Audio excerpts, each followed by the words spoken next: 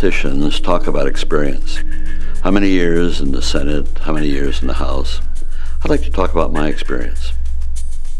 There was once a country tortured with a bloody and endless war, Vietnam. Young men and women were dying every day. Our leaders again and again presented plans to win the war. This new strategy, they said, will change things. This time it will work. They warned of dire consequences if we left. It would end freedom. It would end our democracy. We must fight them over there so we don't have to fight them here. And young men and women were dying every day. One political party supported the war because they wanted to leave with honor. The other went along with it because they were afraid of losing elections. And young men and women were dying every day. During that time, Dan Ellsberg gave me documents that proved that our government had lied about the war. Repeatedly so.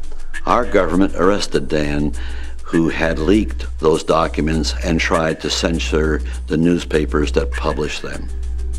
What I decided to do made me no friend of either political party. I read those documents, which history calls the Pentagon Papers, into the public record. I told the people the truth about Vietnam, and I was prosecuted for it. In office, I did many things like that. I filibustered the end of the draft. I stopped nuclear testing in the North Pacific. I introduced legislation to establish diplomatic ties with China. I did those things because they were right, not because they would get me reelected.